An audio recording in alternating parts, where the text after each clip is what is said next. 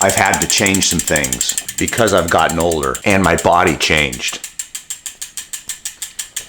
Here are the things that I've changed on my bike. Number one is the crank length. When I was a kid, I raced BMX, and I remember at the age of 15, the thought process was the longer the cranks, the more torque you had. Power, testosterone, youth.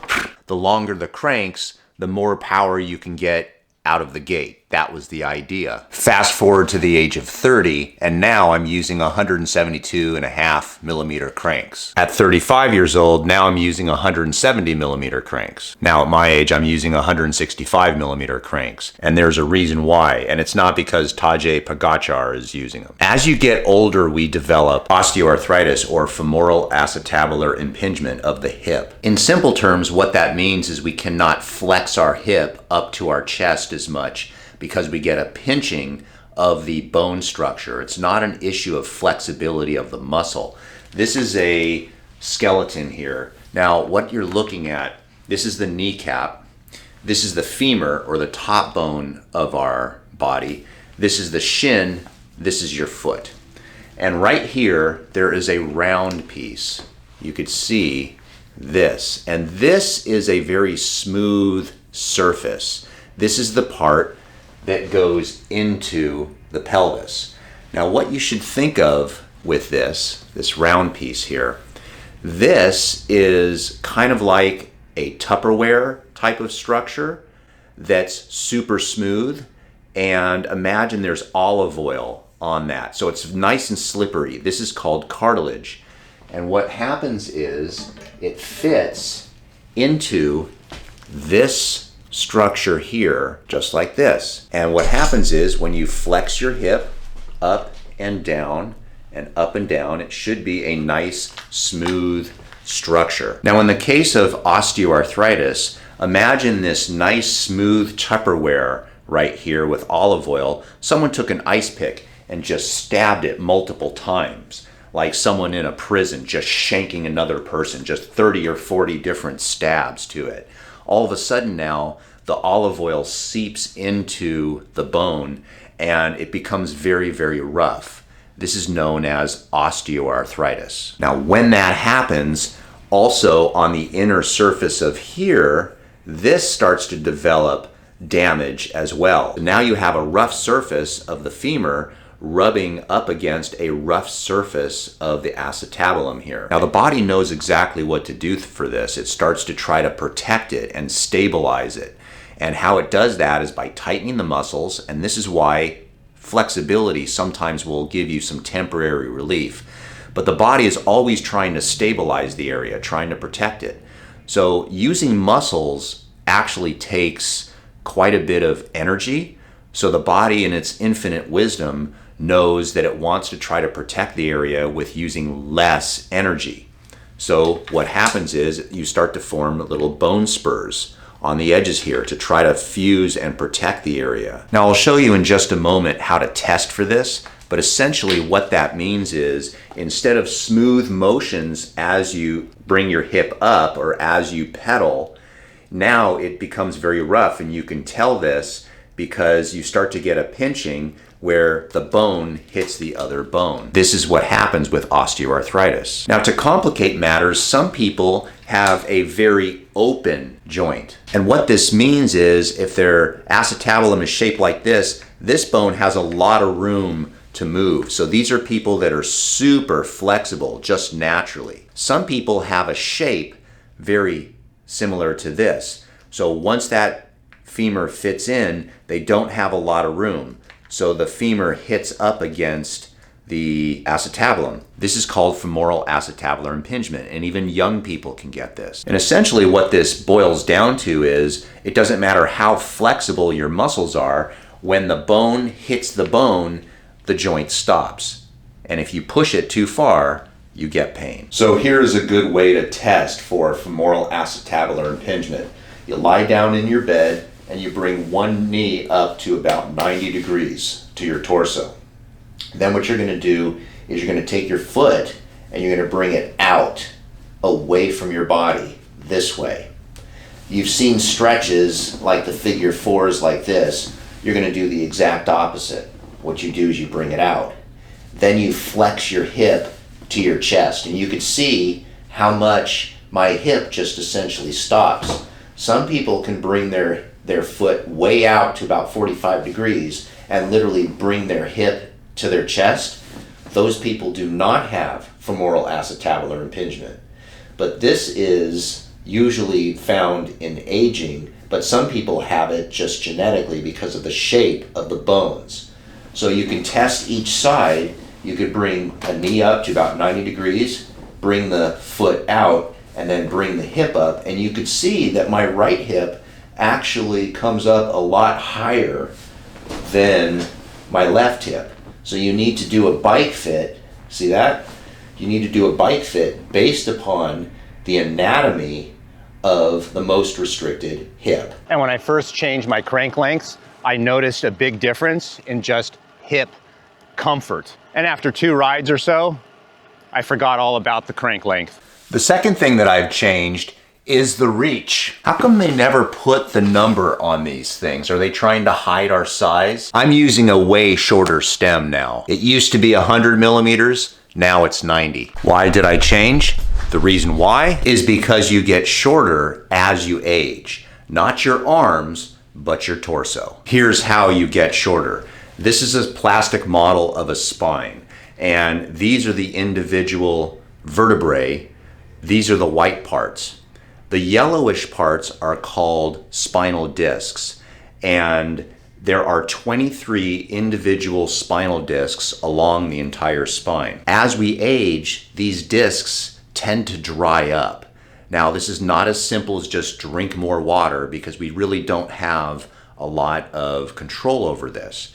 But each disc, if it loses just 1 millimeter of size, consider that there are 23 actual discs, and if each one lost a millimeter, well, there's 25 millimeters in an inch, 25 and a half. If you lost 1 millimeter per disc, you've lost an inch. So what that means is, whereas you used to be 5'11", now as you age, suddenly you're 5'10". That's assuming that you only lose 1 millimeter per disc. Here's where this can get complicated. In some people who develop degenerative disc disease or have old injuries where as they age, the disc became damaged early on in life, and then as they aged, the disc accelerated the speed with which it becomes damaged.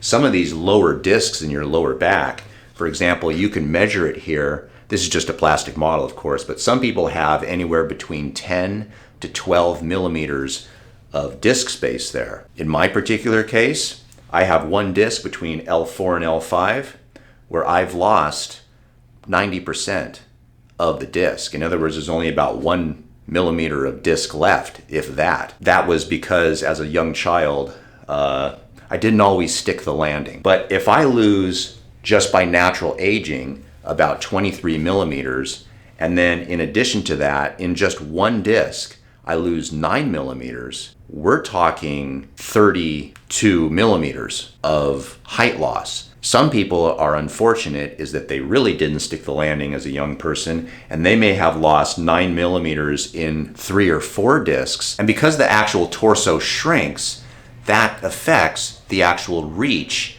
on your bicycle. And by the way, stretching does not help. You just can't hang from a bar and expect your body to get taller. The third thing I've changed is the cleat position. What I've been using are these adapters right here called Pedro cleats. And what it does is it pushes the cleat back farther by about an inch or 25 millimeters. Why did I do this? It wasn't for power, it was for comfort. I originally learned about changing your cleat position and moving it back on your shoe from Joe Friel. I used to do triathlons, and the idea was to save your calves for the run. So by moving the cleat farther back, you didn't involve your calves as much, and you were more fresh when you transitioned from the bike to the run. Then unfortunately, I started having some pretty bad problems in running, in that I developed neuromas, I had foot pain, and I found that pushing the cleat farther back essentially felt better. So despite the fact that I still have neuromas in my foot, I don't get any hot foot, I don't go numb in the toes, I don't get foot pain when I ride my bike. I've had many bike fits and nobody ever really addressed the position of the cleats. They would always worry about the centering of the cleats and the rotation of the cleats, but no one ever discussed pushing the cleats back. There's a great website out there from Steve Hogg. He's an Australian guy.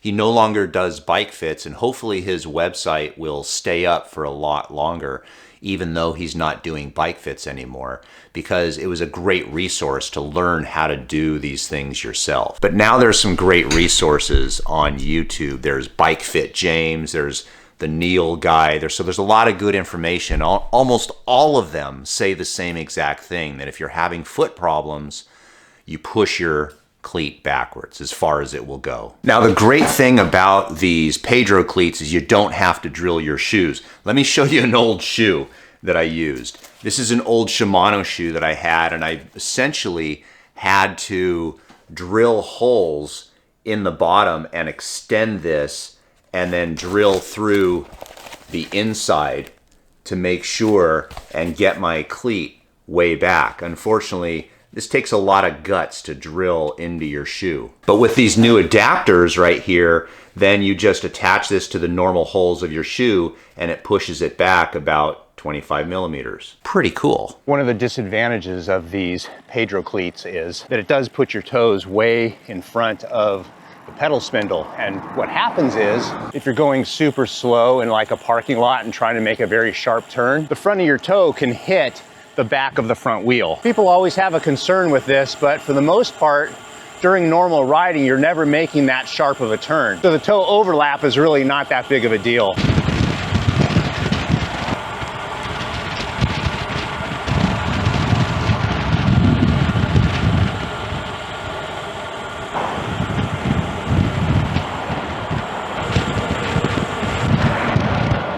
What I essentially realized as I got older was that cycling really is not a lot of fun if you're uncomfortable.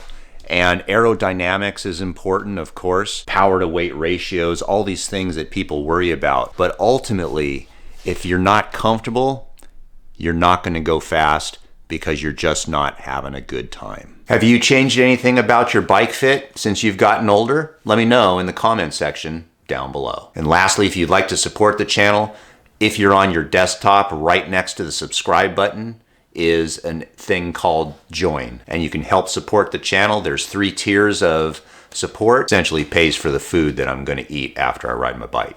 Hey Steve, serious question. Yeah. You've been riding all your life. Yeah. Have you changed anything since you got older on your bike fit? Oh, here's the difference. I went to shorter cranks. All right, Henry, I got a question for you. You've been riding a bike a long time. So have you, as you've gotten older, have you... 45 years. So have you changed anything about your bike to fit you better since you've gotten older? No. You're never going to get another saddle? Look at that. I mean, that thing's worn out. I mean, it's not pretty. No, But, it's still, but who cares? it works. How long have you had this bike? I've 15 years. But you haven't changed anything like extra bar tape or No, got of course. wider tires? Oh, Jesus Time Christ. for another one. Okay, I know what I'm getting you No, for but Christmas. remember, he put a different cassette on there. Oh, okay, so He you got put a it. That's what I different mean. cassette, Have you yeah. changed anything? Well, you say of course, but you don't want to tell anybody. Yeah, well, I put a 20. I had 20, They're 23 11, and 23. Then I put a 25. Oh, my and God. Now I have 28. Oh my God, like an old person. Because of, because of Gibraltar. Yes, yes. And Decca and these 15, Yeah. Well, we also 15%. changed it. No, I'm ready for a compact. Have you changed anything on your bike as you're getting older? You have to go to the bathroom more often. Have you changed anything about your bike from like 20 years ago or anything? Yeah, I slammed it and made it worse. I kept on cutting the top tube off and it slammed completely down. Changed the crank length because the crank broke, and then I changed it to a What do you have now? 172.5. There wasn't 175 on there.